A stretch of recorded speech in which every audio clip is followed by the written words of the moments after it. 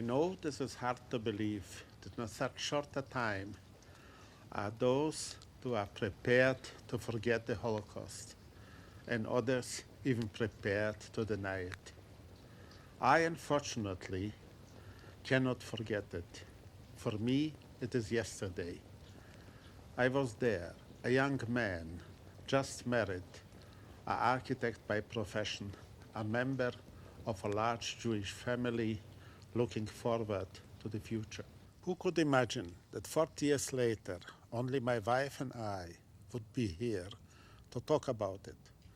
89 members of both families wiped out without a trace, a part of them here.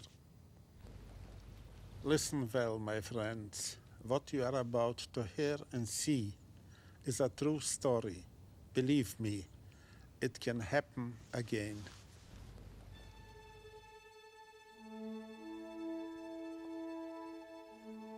And it came to pass, when they were in the field, that Cain rose up and slew his brother.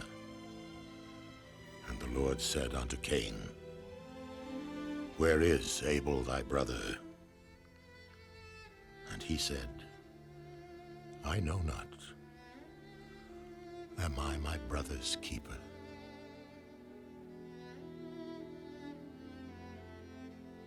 A 100 years ago, the majority of the world's Jews lived in Europe, in the Polish provinces of the Russian Empire, in the Austro-Hungarian Empire, and in the German Empire. To be sure, it was a world of poverty and hardship, but it was also a world of scholars and poets, of impressionable matchmakers and philosophers. It was a world where each week men and women confronted new perils and hazards, and where each Sabbath they sat with their children around a table, surrounded by song and joy.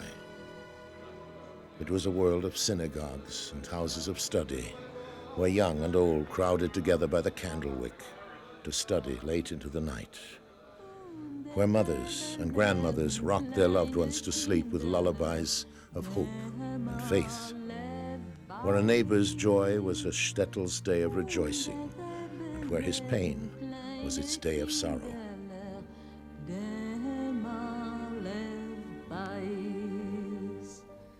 Zeitje kinderler, gedenkje tijden, wo ze leren do.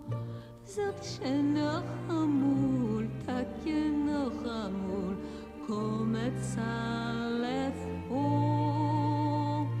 Zeitje nog amul, takje nog amul, kom het zalef o. It was a world where the price for respect was good deeds, but where the right to friendship had no prerequisites. Such a world were these 10,000 tiny dots on the map. Mein städtele Bells, mein Bells, where the Hasid hurried to be at his Rebbe's table. Vilna, where the ordinary cobbler conversed in the Talmud. Sind ihr amul gewesen in Bells, mein städtele Bells, in Uremen Stiebele mit alle Kinderlach dort gelacht.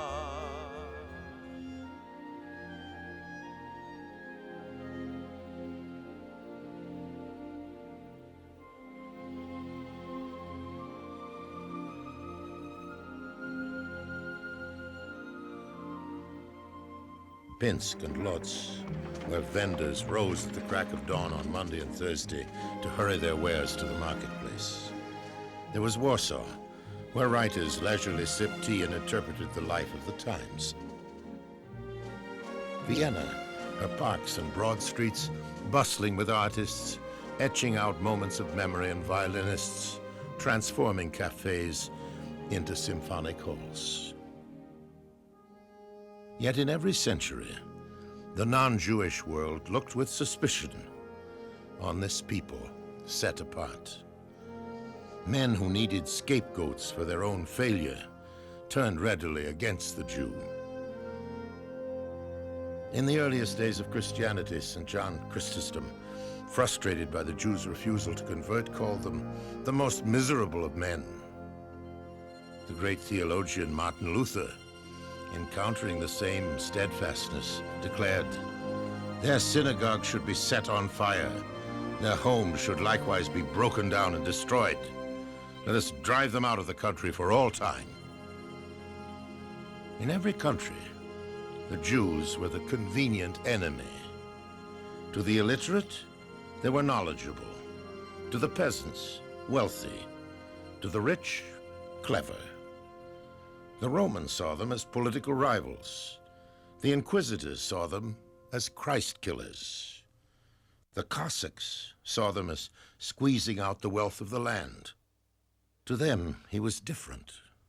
Different in his looks, in his mode of dress, in his beliefs, in the observance of his holy days. Shabbos, Shabbos, Shabbos, Shabbos, Shabbos, Zor Yidden Shabbos, Shabbos, Shabbos, Shabbos soll der ganze Welt. Shabbos, Shabbos, Shabbos, Shabbos, Shabbos, Zor Yidden Shabbos, Shabbos, Shabbos, Shabbos soll der ganze Welt.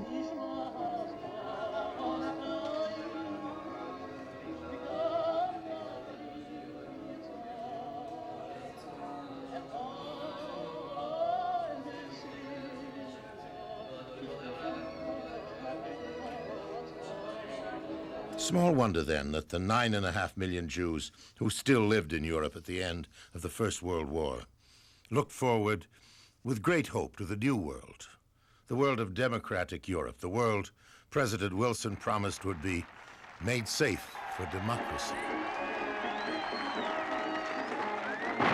The First World War had been a war to end war.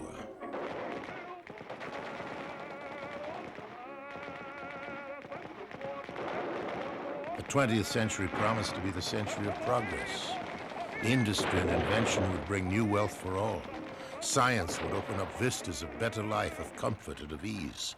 The motor car, the telephone, radio and aeroplane, these were to be the instruments of progress and equality. Art, architecture, music, literature were to reflect the advance of culture. The League of Nations promised an international forum for grievances, complete with its own court of law. The rule of law was to offer protection to every citizen, whatever his origin or beliefs. Hopes of security and success were, however, swiftly shattered as the post-war years advanced and economic difficulties grew, culminating in the early 30s in mass unemployment.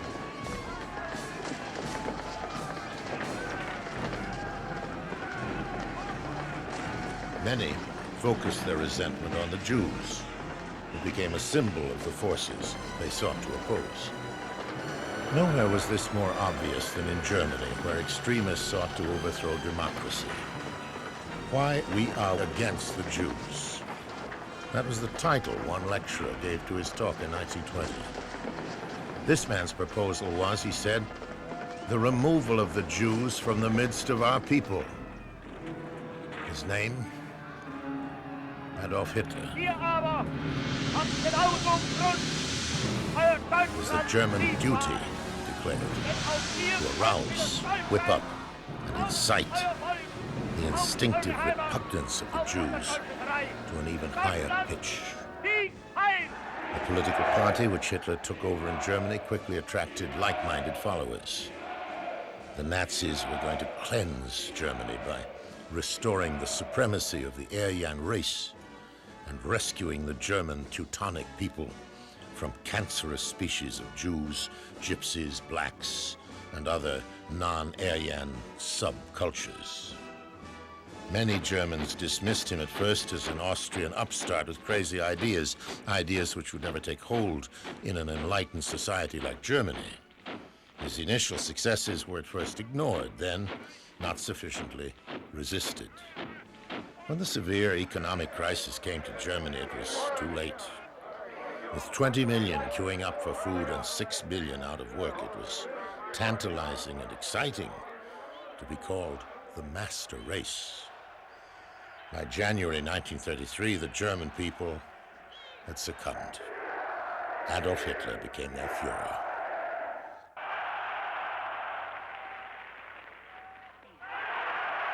Wir können daraus eine Lehre ziehen, gegen diese jüdische Brut in Deutschland unbarmherzig vorzugehen. Hatred was a main feature of Hitler's program. Hatred of the Jews, hatred of the Slavs, hatred of Gypsies, and other so-called inferior people, even of the mentally and physically handicapped. While millions cheered Hitler as he offered to make Germany great again, to rebuild the German army, to end unemployment, to win back German territory and extend the German orbit of power over the whole continent, they also cheered when he promised to drive the Jews and others from German life.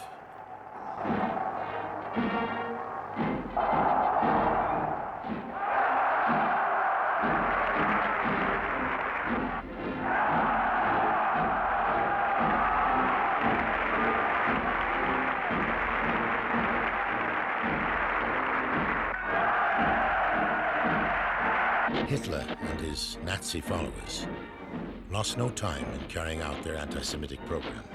Starting in April 1933, anyone with Jewish parents, or even with a single Jewish grandparent, was defined as a non-Aryan. German doctors, dentists, lawyers, architects, professors, actors, and musicians who happened to be Jews could no longer work with their fellow Aryans. Worse, concentration camps were set up, As early as March 1933, the Nazis opened Dachau, a concentration camp a few miles from Munich, and immediately filled it with their German opponents, Social Democrats, Communists, Jehovah's Witnesses, homosexuals, prominent Jews, and those who opposed the regime.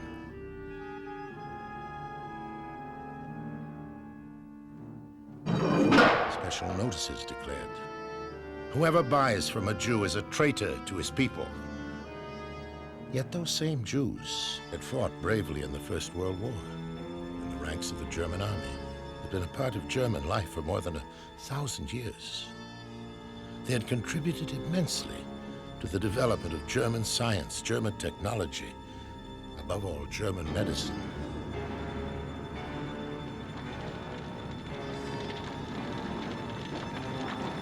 Books were burned. Some of the finest German music was banned. Intellect rots the character, Himmler told the Germans. Goering said, "When I hear the word culture, I reach for my gun." Das Zeitalter eines überspitzten Intellektualismus ist geendet.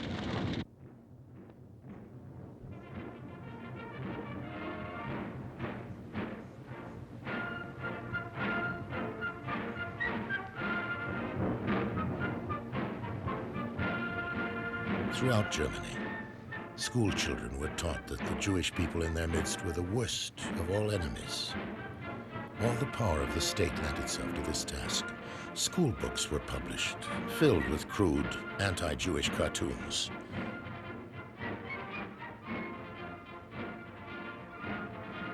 A special children's board game was produced entitled Juden raus, Jews out. The instructions read, "If you manage to kick out 6 Jews, you are the winner without question." What children played, adults acted. Boycotts, beatings, warnings not to buy Jewish goods, punishments for having a Jewish boyfriend or girlfriend, led in 1935 to a competition among towns and villages to drive out their Jews altogether, to declare themselves Jew-free.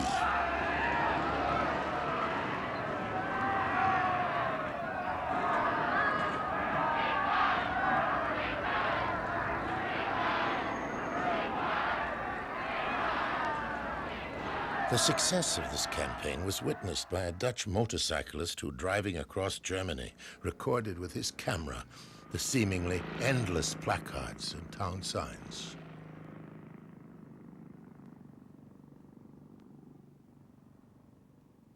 Briefly, these signs were taken down in 1936, so that visitors to the Olympic Games held in Berlin would not be shocked.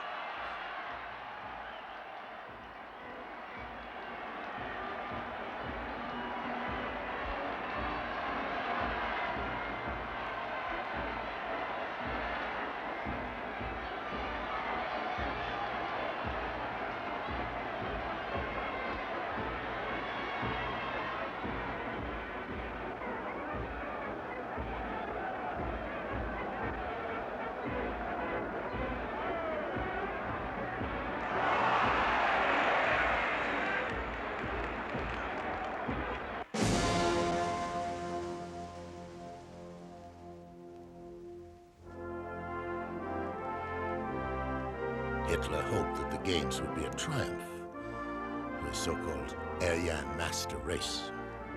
A black American runner, Jesse Owens, upset his dream. 1,000 are away, and Jesse Owens comes out of there with Ralph Metcalf.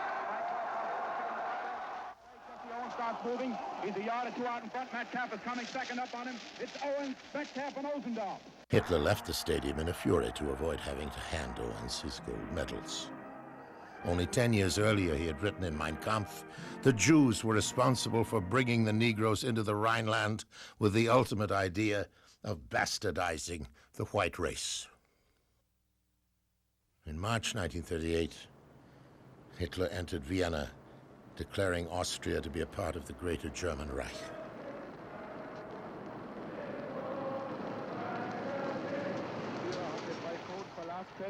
Und betritt nun das Zimmer des Bürgermeisters.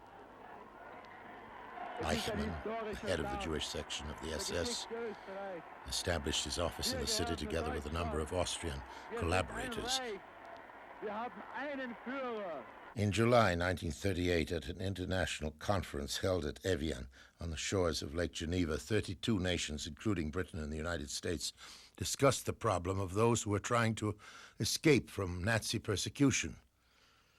Most delegates expressed their country's sympathy for the would-be refugees, but none of the major powers was prepared to increase its immigration quota or to find the money needed to help finance so large an exodus. On the day the conference ended, a German newspaper declared in triumph, "Jews for sale. Who wants them? No one." As if to drive that point home, Hitler told the German people, "We on our part are ready to put all these criminals at the disposal of these countries for all I care, even on luxury liners." The settlement of the Czechoslovakian problem, which has now been achieved, is only the prelude to a larger settlement in which all Europe may find peace. This morning, I had another talk with the German Chancellor, Herr Hitler. And here is the paper which bears his name upon it as well as mine. We regard the agreement signed last night and the Anglo-German naval agreement as symbolic of the desire of our two peoples never to go to war with one another again.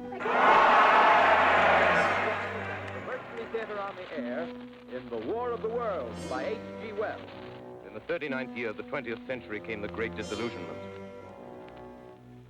Near the end of October, business was better. The war scare was over. More men were back at work. Sales were picking up. Oy, oy, oy, Husen, Kalle, Mazel Tov. Oy, oy, Klezmorim, spielt a Freilich Reus. Oy, oy, oy, Husen, Kalle, Mazel Tov. Oy, oy, oy, Husen, Kalle, Mazel Tov.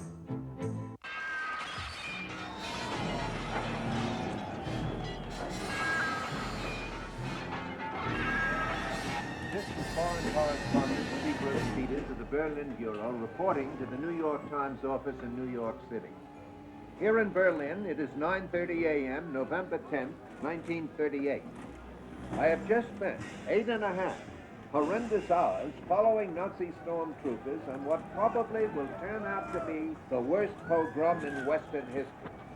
I have just come from the Versammlungsplatz, where one of the most revered synagogues in Germany is totally engulfed in flames. The fire was started by the Nazis shortly before dawn. The deliberate firing of the synagogue and the pogrom were in retaliation for the assassination in Paris of a German diplomat, Ernst von Rath, by a 17-year-old Polish Jew, Herschel Grünspan. Similar looting, vandalism, and burning of synagogues have taken place. Jewish men have been murdered and Jewish women raped. As the leading German rabbi, Dr. Leo Beck, has just said to me on the phone, after this, the future is grim. We have no place to go. Nobody wants us. In March 1939, the Germans occupied Prague. Tens of thousands of Czech Jews were caught in the Nazi trap, as well as many Jews who had earlier fled from Germany and Austria. At the same time, the barriers against Jews seeking to escape were strengthened. The Swiss government had already asked the Germans to stamp the letter J in all Jewish passports. Now the British asked the Yugoslav government to do likewise, in order to enable these refugees to be prevented from proceeding to Palestine. Nor was the New World more hospitable. In May 1939, more than 900 refugees bound for Cuba were refused entry there, and rebuffed also by the United States and Latin America, they were forced to return to Europe. This ship, the St. Louis, was not the only ship of refugees that could not find a haven. In the United States, during the first 10 years of Nazi Germany, there were to be over 400,000 unfulfilled places within U.S. immigration quotas. each place unfilled, was a sentence of death for a European Jew.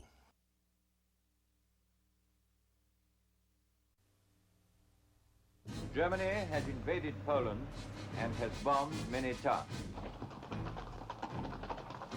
On September 1st, 1939, the German armies invaded Poland, replacing threats and bombast by tanks and bombs.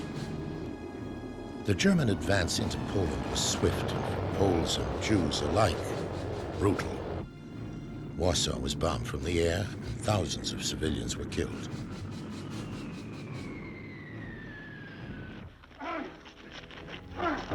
Within 24 hours, the first anti-Jewish atrocities took place.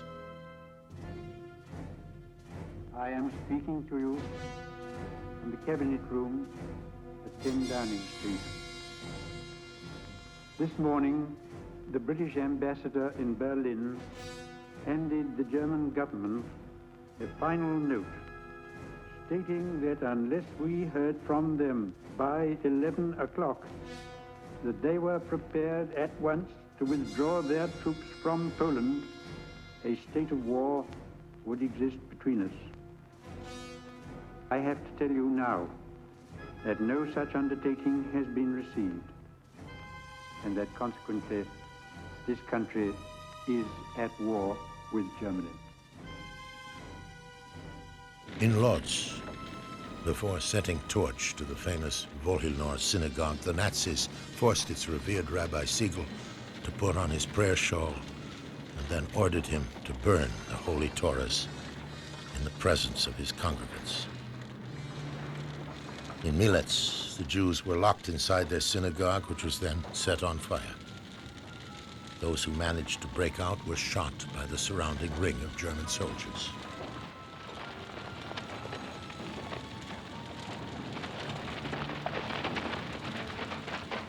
Polish doctors and professors were arrested and murdered. Villagers were shot dead on the slightest pretext. Himmler issued orders to close all schools. In explaining his action, he declared, "A Pole is a slave. It is enough for him to write his name and count up to 10. In daylight raids, between 350 and 400 enemy aircraft were launched in two attacks against London and southeast England. Never in the field of human conflict was so much owed by so many to so few. In October, the first ghetto was established in Nazi-occupied Poland at Petrograd. From all over Poland, Jews were forced to move into the ghettos. Totally isolated from the rest of the population, the Jews in the ghettos were forced to live under terrible conditions, allowed only a minimum of food, forced to do punitive labor. They existed as prisoners, totally at the mercy of their Nazi captors. There is no pen wielded by man which can write even the 1,000th part of the horror that is Lublin. In the early days of the Nazi occupation, Stormtrooper Commander Glebochnik forced a group of pious Jews to line up and watch the burning of the books of the great Yeshiva of Lublin. "Sing, Jews, sing a Hasidic ditty," he shrieked as the army band began playing. The Jews remained silent. "Attack them! Force them up against the wall. Gunners, aim your machine guns. Sing, you dirty Jews, or you will die." A cracking, melancholy voice broke the silence. It was the voice of a man singing a Hasidic folk song.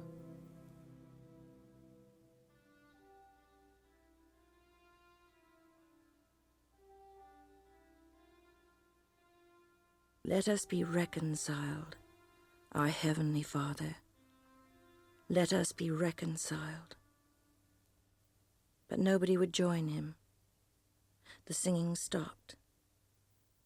Then after what seemed hours, the same tune broke forth once again. Somebody else was singing. It was the same melody, but the words were different.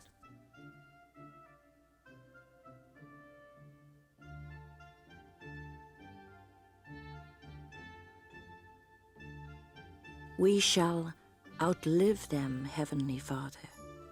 We shall outlive them. Then a sea of voices bellowed forth, joining together in what seemed an impossible wild dream. Feet stamping, arms locked, the Jews of Lublin danced. At first, Gablochnik delighted, but as he witnessed their enthusiasm, he stumbled upon their secret. But the Jews of Lublin went on singing. They were terribly beaten, but they had defied their oppressors. Wir wollen sie überleben, they sang. We shall outlive them. From the ghettos, the Germans took able-bodied men and boys for forced labor.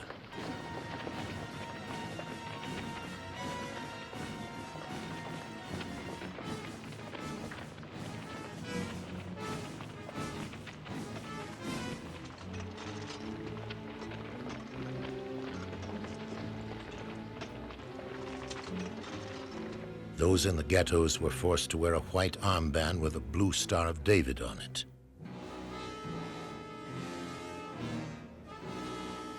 To leave the ghetto was declared a crime. To smuggle bread into the ghetto was a crime, and the punishment for these so-called crimes was nearly always death. The Jews, of course, were not the Nazis' only victims. Beginning in October 1939 and continuing throughout 1940, the Nazis had already killed more than 70,000 Germans and Austrians judged unfit to live, such as the chronically sick and mentally retarded. They were gassed in 6 special euthanasia institutions. The euthanasia program became the training ground for the SS personnel who would later use their newly acquired skills in managing the Nazi death camps. In May 1940, without a declaration of war, the German armies attacked 3 neutral countries, Holland, Belgium, and Luxembourg, and invaded France. A further 500,000 Jews now came under Nazi rule.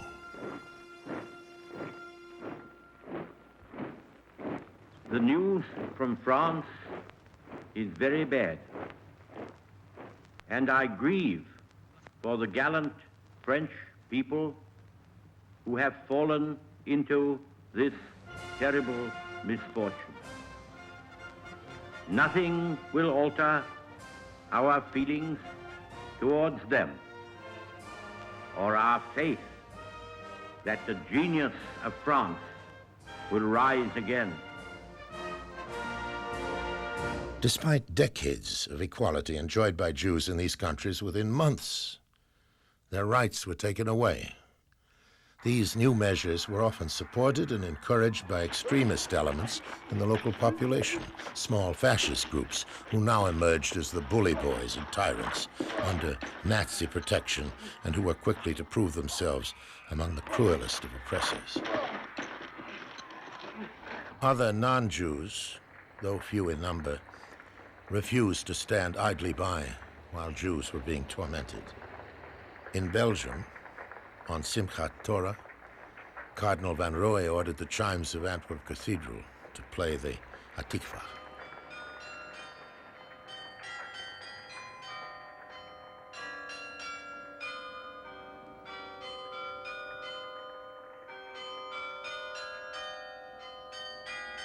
In Holland, a schoolteacher asked his students to help the Jews by wearing the Star of David. On June 22nd, 1941, the Germans invaded the Soviet Union, their ally for the past 2 years. Special commando units known as Einsatzgruppen followed closely behind the armies, murdering the Jews of every town and village.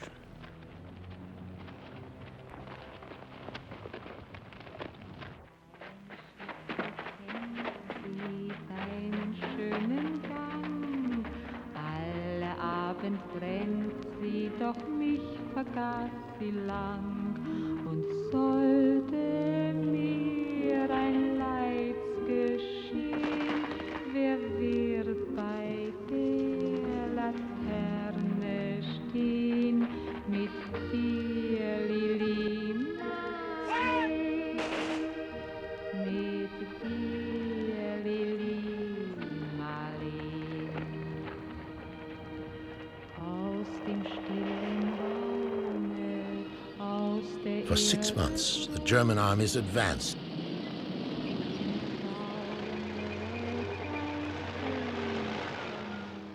We were driven. We were already undressed. The clothes were removed and taken away. Father was beaten. We prayed. We begged with my father to undress. But he would not undress. He did not want to stand naked. Then they tore off the clothing of the old man, and he was shot. I saw it with my own eyes. And then they took my mother, and we said, let us go before her. But they shot her too. And then there was my grandmother. She was 80 years old, and she had 2 children in her arms. And my father's sister. She also had children in her arms and was shot on the spot. My youngest sister. She prayed with the Germans. She asked to run. Naked, she went up to the Germans with one of her friends. They were embracing each other, and she asked to be spared. He looked into their eyes, and he shot the 2 of them. They fell together in their embrace, my sister and her young friend. And then my turn did come. Whom shall I shoot first? The German asked, whom do you want me to shoot first? I did not answer. I felt him take the child from my arms. The child cried out and was shot immediately. And then he shot at me. Then I fell to the ground, into the pit amongst the bodies. I thought I was dead. That this was the feeling which comes after death. Then I felt that I was choking. People falling over me. Bodies pulling at me with their hands, biting at my legs, pulling me down, down. And yet with the last of my strength, I came up at the top of the grave, and when I did, I wanted to see the end of this stretch of dead bodies, but I could not. It was impossible. They were lying, not all of them dead, but in their last sufferings, naked, shot, but not dead. Children crying, Mother, Father.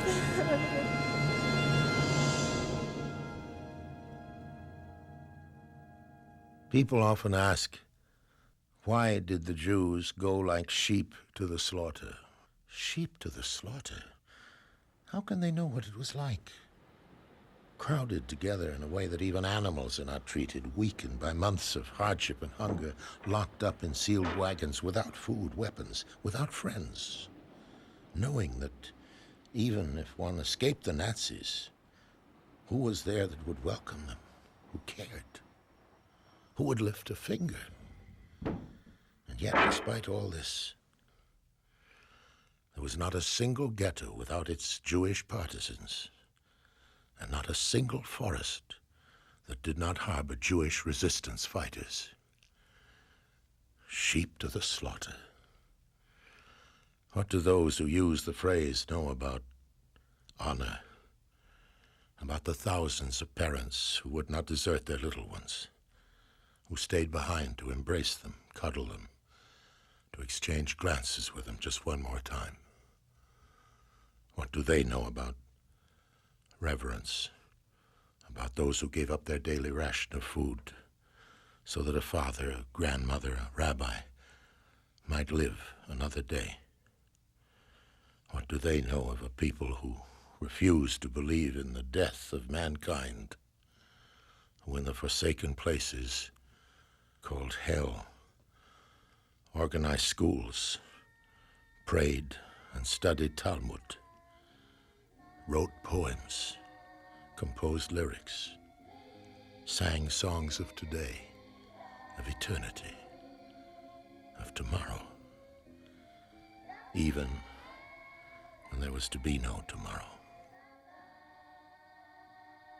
My dear Moshe, on July 25th, a terrible slaughter took place here, as in all other cities, a mass murder. Only 350 persons remained. 850 perished. Like pups, they were thrown into cesspools. Live children thrown into ditches. I shall not write much. I think that someone may survive accidentally, and that he will tell of our tortures and of our bloody end.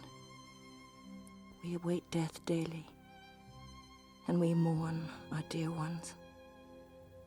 Moshe, no one is left of your people, but I envy them. I am finishing. It is impossible to write, and I cannot convey our suffering. Be well. The only thing you can do for us is to wreak revenge upon our murderers. We cry out to you. Avenge. I kiss you all. I'm saying goodbye to you before our death. Slaughter. The Einsatzgruppen murdered as many as 1 million Jews in 15 months. But the Nazis knew that these methods could not be used to kill Jews elsewhere in Europe, where anti-Semitism was not as deeply rooted. They therefore decided to set up centers for mass killing, to which the Jews from all over Europe could be deported.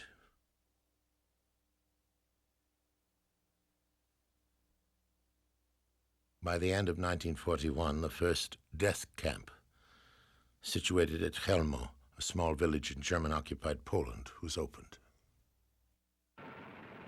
Yesterday, December 7th, 1941, a date which will live in infamy. The United States of America was suddenly and deliberately attacked by naval and air forces of the Empire of Japan. 4 days after the Japanese attack on Pearl Harbor, Germany declared war on the United States. The Jews of Poland felt that they were no longer alone. First Churchill and Stalin and now Roosevelt were committed to the defeat of Hitler and the destruction of Nazism. But in the whole history of false dawns, the news that the United States was now at war was perhaps the falsest dawn of all.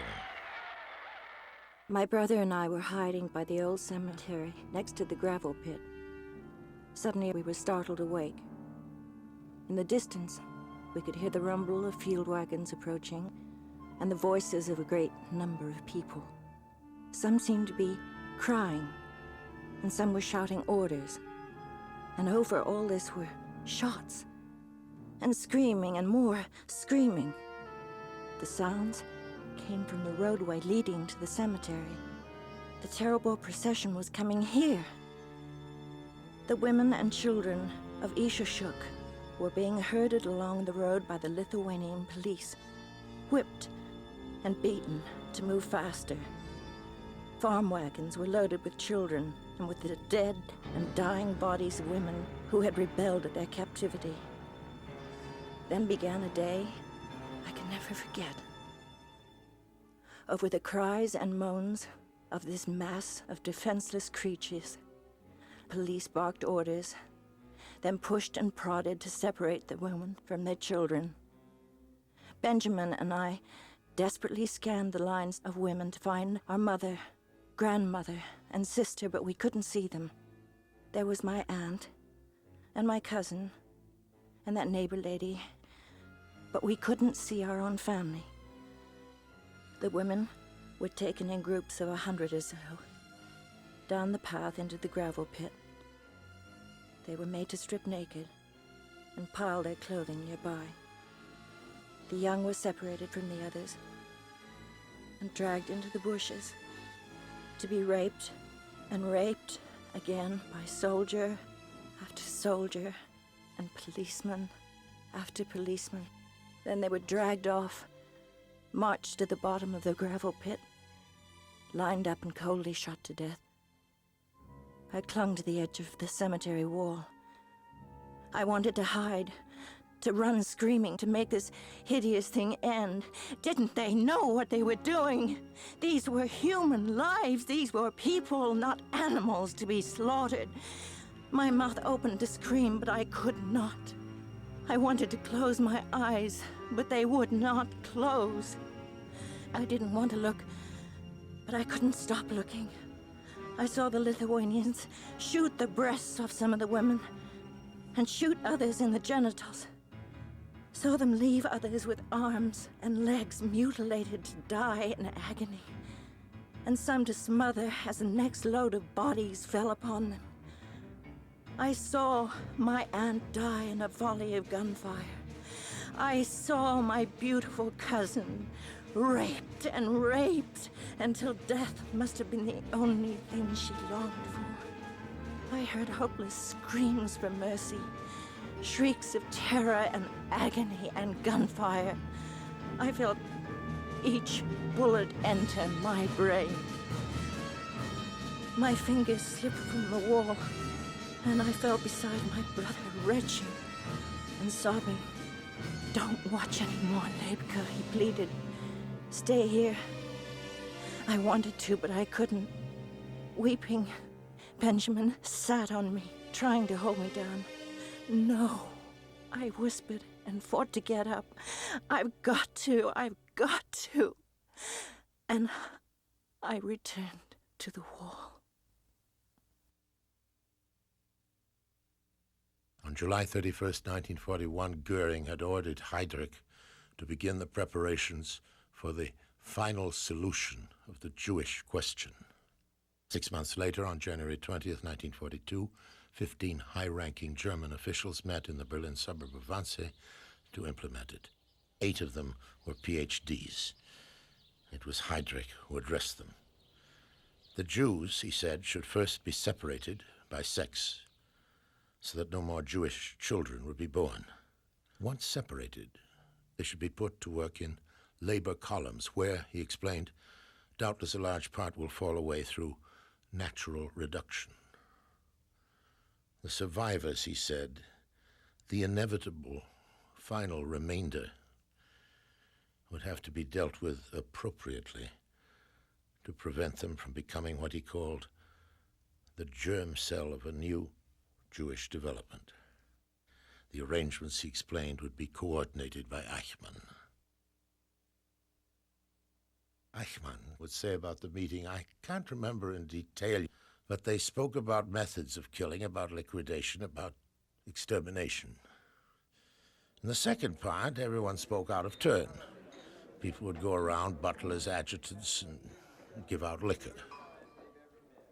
The Wannsee Conference over, plans went ahead with the establishment of a massive concentration camp complex at Auschwitz-Birkenau, to which Jews from all over Europe would be sent. At Treblinka, the commandant had a facade of a railway station erected to deceive the victims. At Auschwitz, arrivals were greeted by an orchestra. A completely new use of the German language was devised to create a sense of security.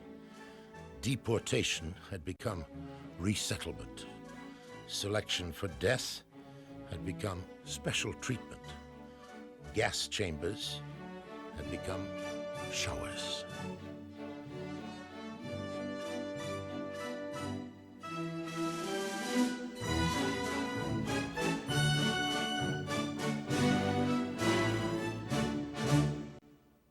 The Nazi program was intensified with the murder by Czech resistance fighters of SS General Reinhard Heydrich.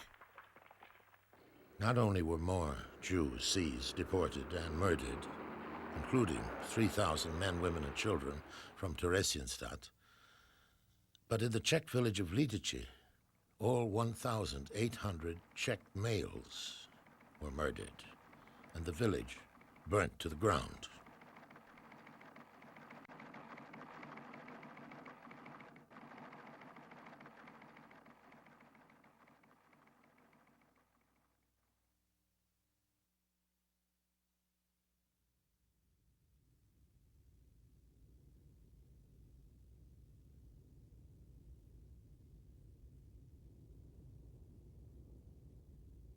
The last, the very last, so richly, brightly, dazzlingly yellow.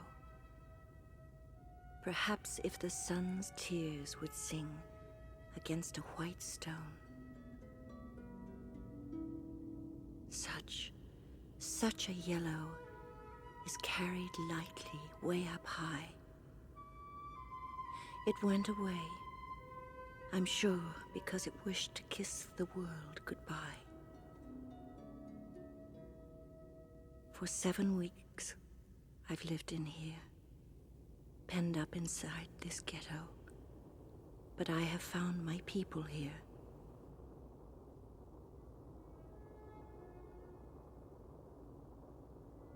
The dandelions call to me, and the white chestnut candles in the court. Only I never saw another butterfly. That butterfly was the last one. Butterflies don't live in here, in the ghetto.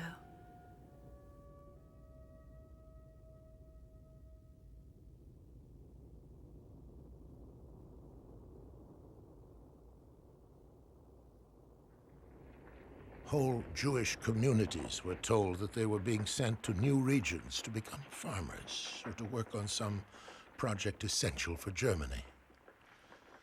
Some were made to pay for their tickets. Others had the price of their tickets deducted from the value of their confiscated property. Everything was done to lull them into a sense of security, or at least of hope.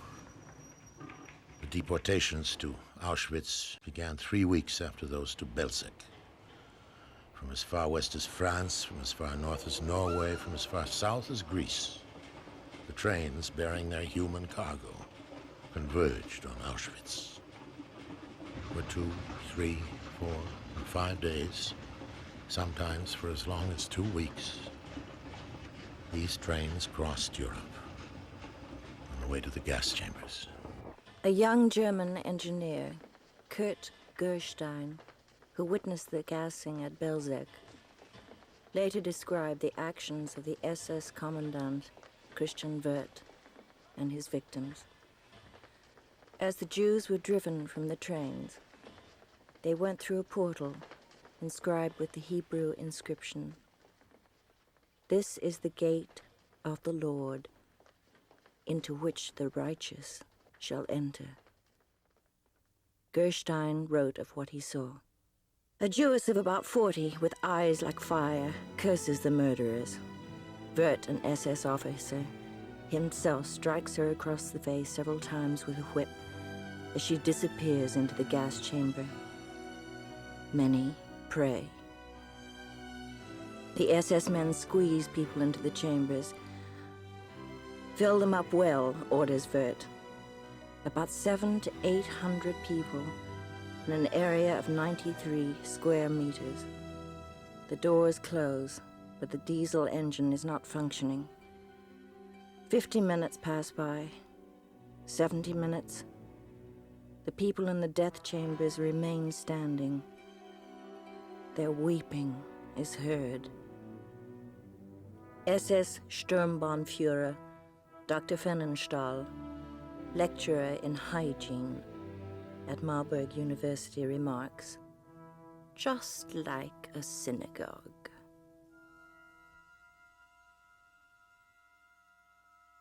In the meantime, knowledge of the death camps had reached the West, but this news was treated almost as if it was insignificant.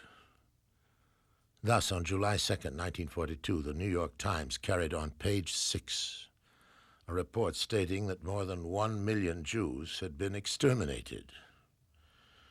While on page 1 of the same issue, the Times story gave greater coverage of Governor Lehman's tennis shoe, which was given to the scrap rubber drive. In October 1943, during the deportations from Rome to Auschwitz, the German ambassador, Baron von Weizsäcker, cabled the German Foreign Ministry, "Although under pressure from all sides, the Pope has not let himself be drawn into any demonstrative censure of the deportation of Jews from Rome." The Supreme Commander, General Dwight D. Eisenhower. People of Western Europe. A landing was made this morning on the coast of France by troops of the Allied Expeditionary Force. This landing is part of the concerted United Nations plan for the liberation of Europe. The Hungarian deportations began in May 1944 on the eve of the Normandy landings. Despite urgent demands for trains and transport, the Germans continued systematically to uproot and destroy the Jewish communities of Europe. From Slovakia, Rabbi Weissmandl wrote to Jewish organizations in Switzerland, "We cannot understand how you can eat and drink, how you can sleep in your beds at night, how you can go for walks, and I have the impression you do these things. And this responsibility rests on your shoulders. And we've been screaming for months. And you still have not done anything." Several appeals were made to the British and Americans to disrupt the traffic, to bomb the gas chambers themselves, but no such bombing took place, even though factories on the very outskirts of Auschwitz and throughout the Auschwitz region were bombed repeatedly. Specific help for the Jews was very low on the priority scale.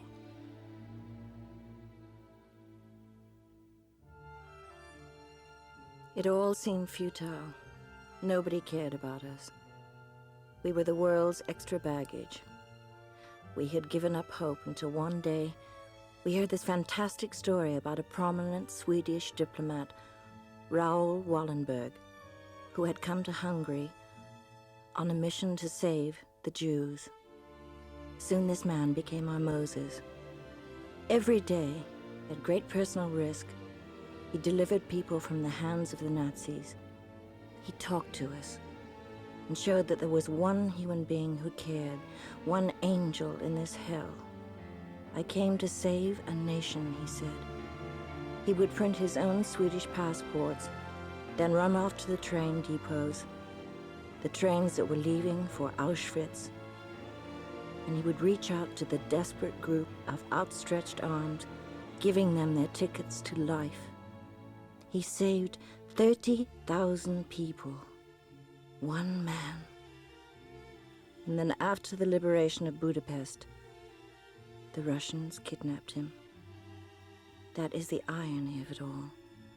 This noble human being who did so much for others may be rotting there somewhere, all alone. Meanwhile, as each train of Hungarian Jews arrived at Auschwitz, the so-called selection took place. One survivor has described it thus: "We walked forward slowly. An SS man stood a few dozen meters in front of us. As we passed in front of him, he made a sign with his stick, to some to go to the left, and to others to go to the right. To the left, he directed all the old people, all the children who were without parents. Sometimes he directed a mother to the right and her child to the left. If the mother refused to leave her child, both of them were sent to the left. To the left was the road to the gas chambers." At Auschwitz, medical experiments were carried out on Jews and non-Jews against all the rules of medical ethics. German doctors, such as Dr. Josef Mengele, a product of the world's finest university system, carried out barbaric experiments. Women had their breasts and thighs removed. They also took women for artificial insemination. Gypsies were forced to drink seawater. Brutal experiments were carried out on twins. Attempts were made to change the color of their eyes in order to find ways of increasing the pure racial stock of the German people. The diary of Professor Johann Kremer, as SS doctor at Auschwitz, contained the following entries. September 2nd. After what I've seen today, Dante's Inferno seems almost a comedy. September 5th. Horror of horrors. Thiels was right when he told me that we were at the world's anus. September 6th. Had an excellent lunch today. Tomato soup, half a chicken, and roast potatoes, cake, and delicious vanilla ice cream. Himmler had taught them well. To have stuck it out, he told his SS officers, and at the same time to have remained decent men. That is what made it hard. This is a page of glory in our history, which has never been written, and never is to be written.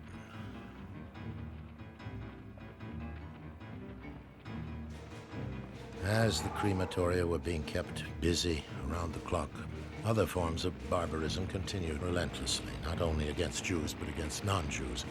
In France, in July 1944, more than 600 inhabitants of the French village of Oradour were seized, locked in the church, and the church set on fire. Throughout Europe, the Germans deported gypsies to the death camps. More than 200,000 of Europe's 700,000 gypsies were murdered. But it was against Jews, and Jews alone, that the full fury of Nazi hatred was focused. For it was the Jews as a people, not only Jewish lives, but Jewish life, that they were determined to destroy for all time. In my heart, I was still convinced that the only refuge for us was to join the partisans in the forest. I've got to go, I told Papa, who I knew deep down shared my view. Okay, he finally said. We'll leave Rouden. Then if there's no other way, we'll go to the forest. We went to tell Mother. I believe she'd always known it would one day come to this, but we were not prepared for her answer. No, she said. You'll have to go without me. Grandmother could never make the journey. I must stay here to look after her. We begged her to change her mind. She remained adamant. You go and save yourselves, she said. This is my decision. You are not responsible. You must go and live. But please understand, Grandmother has no one but me. My obligation is to stay with her. For 4 days we argued, but we could not sway her. She wanted to come, but nothing could deter her from the obligation she felt. Our parting will remain forever on my mind and conscience. We hugged and kissed goodbye again and again. And at the door, I turned to look back, to take one last mental picture of my dear mother. I can still see her. Her dark, wavy hair now prematurely gray, but her beautiful, strong features unchanged. I was torn between my fear of dying and my conviction that I was betraying her, letting her down when she needed me. 100 times I told myself to stay. 100 times my terror forced me to leave my adored mother, the one to whom I had turned with my troubles ever since I was a tiny child, and who with a single kiss made me whole again. To this day, I still wonder if we had insisted more, or begged just a little longer, maybe she would have relented. My only comfort is the prayer that in those last moments, before she and Grandmother were led into the gas chamber, she found consolation in the thought that her husband and children were still alive, alive to carry on the tradition and commitment for which she gave her life. A year earlier, in the spring of 1943, the remnants of the Warsaw Ghetto had themselves risen in revolt. Poorly armed but strong in spirit, their commander, 24-year-old Mordechai Anilewicz, proclaimed, "I don't know what to tell you. Something has happened that is beyond our most daring dream. The Germans have been driven out of the ghetto twice. For 3 days, the Germans have been trapped in the flames. Tonight we are changing to guerrilla warfare. I can't describe our present conditions. Only a few will survive. Everybody else will perish sooner or later. Our fate is sealed. In all the bunkers, you can't light a candle for lack of air. Goodbye, dear friend. The last wish of my life has been fulfilled. I have been privileged to see Jewish defense in the ghetto in all its greatness and glory."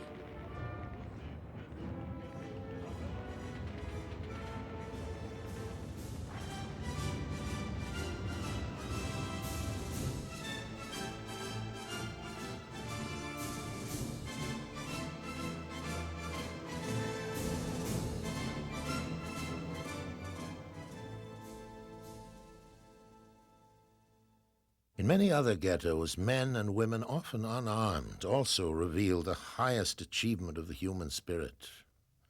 There were revolts even in the death camps, revolts against overwhelming odds. Individuals showed extraordinary bravery. Rosa Robata was 21 as she watched her family taken to the gas chambers in a selection at Birkenau in November 1942. Her opportunity to avenge came 2 years later. She and a group of girls working with her at the Krupp munitions plant at Auschwitz arranged that they smuggle out dynamite to the resistance organization in the camp. Then on October 7th, 1944, everyone at Auschwitz heard and saw something unbelievable. One of the crematoria, in which the bodies of so many of their mothers, fathers, and young had been burned, was blown to pieces. 5 SS men were killed. 600 people escaped.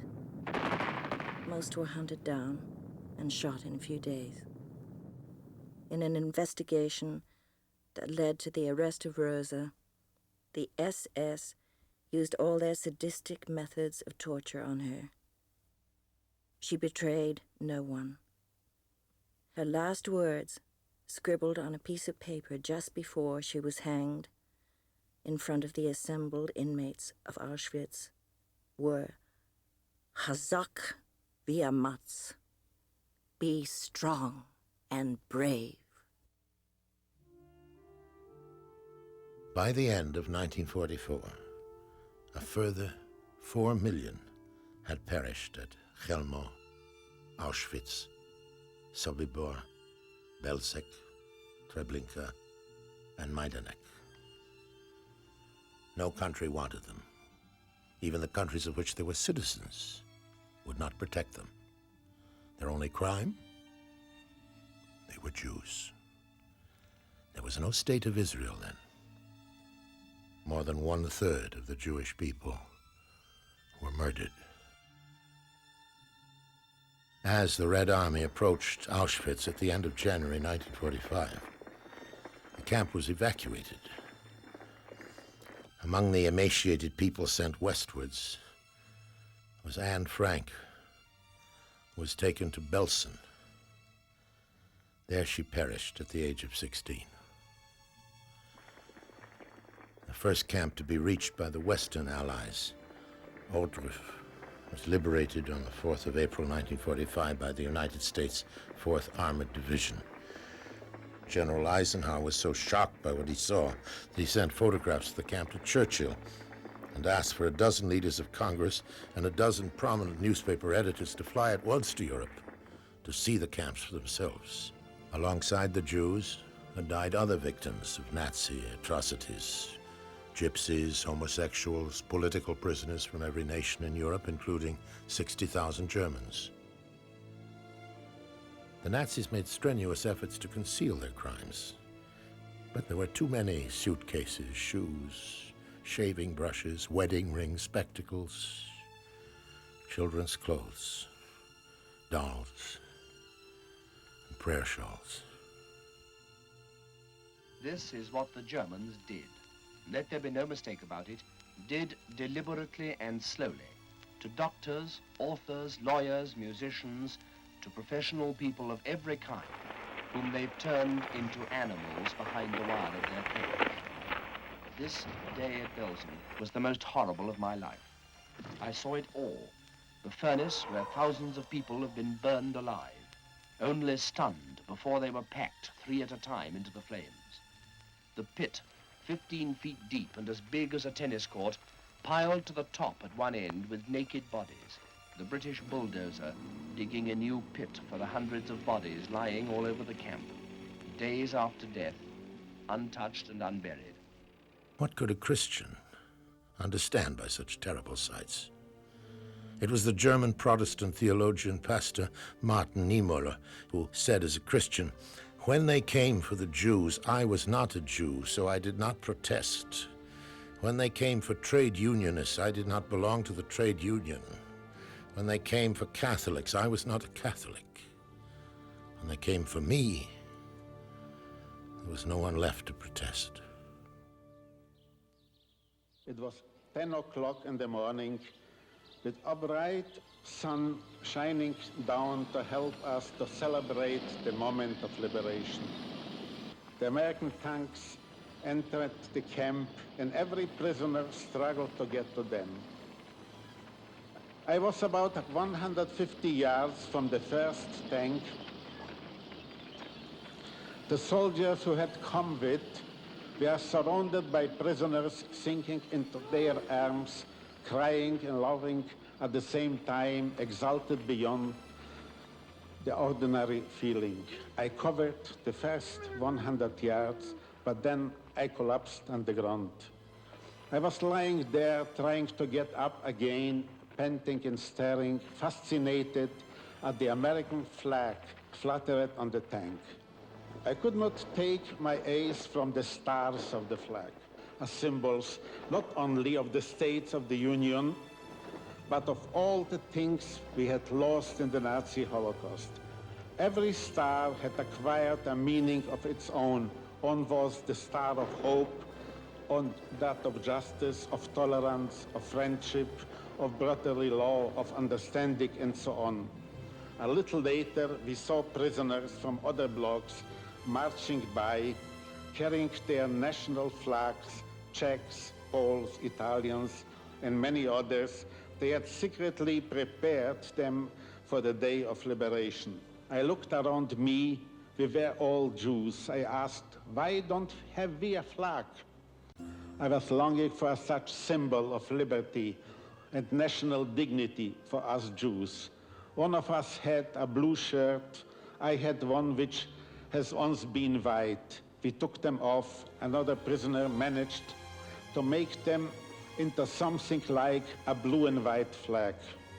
We were much too vague to attempt a parade like the other nationalities, and so we just sat there in the sun, holding up and waving our makeshift flag. Jews from other blocks came over to us and cried.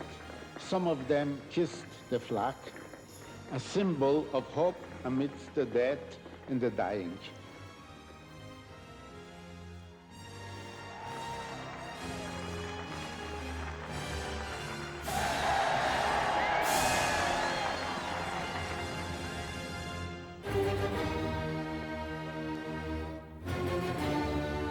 On the 8th of May, 1945, Germany surrendered.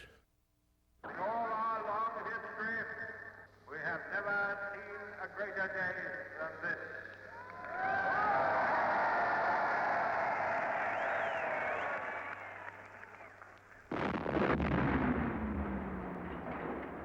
God bless you all.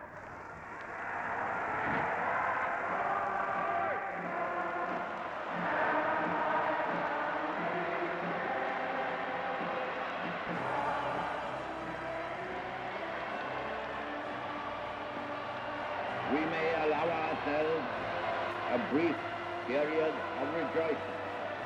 Today is Victory in Europe's Day.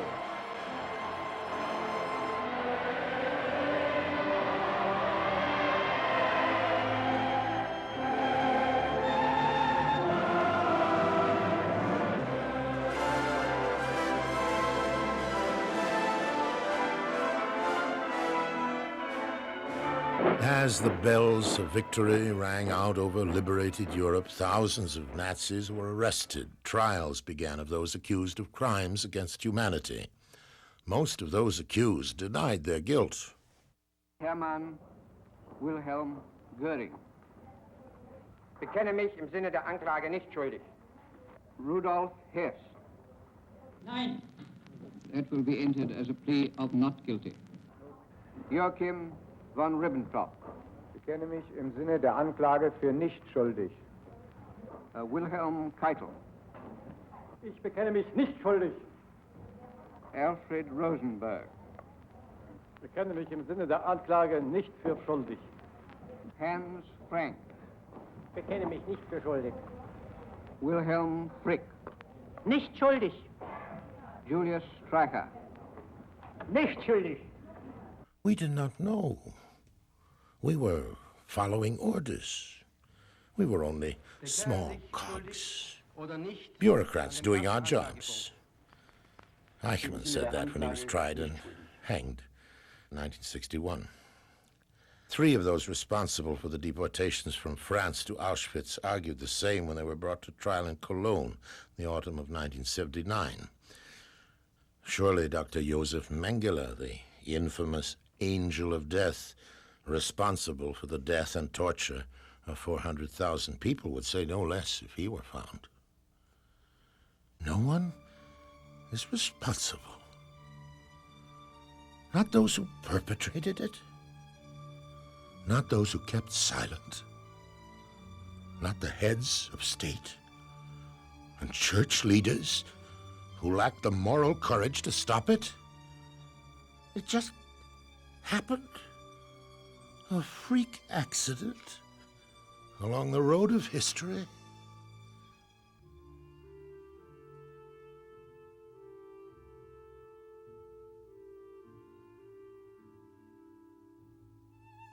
We washed our bodies and we grew clean. We purified our souls and we grew quiet. Death does not terrify us. We go out to meet him. We served God while we were alive, and now we can best serve our people by refusing to be taken alive. We made a covenant in our hearts, all the 93. Together we learned, and together we will meet our end. As I write these words, the hour is upon us.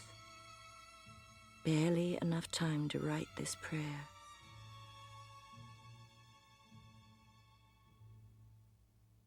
Brethren, wherever you are, honor the Torah we lived by, and the Psalms we loved. Read them for us as well as you.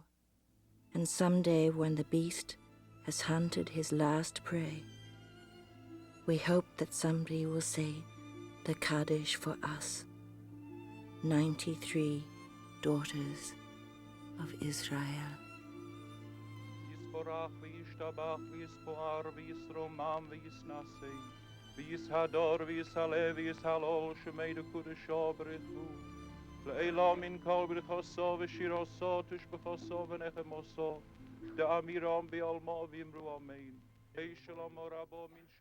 Oh, there are voices of the past, links of a broken chain, wings that can bear me back to times which cannot come again. Yet God forbid that I should lose the echoes that remain.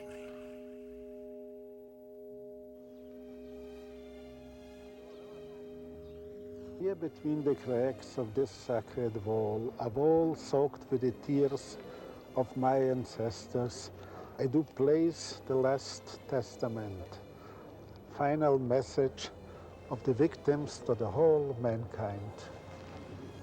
I have never forgotten you.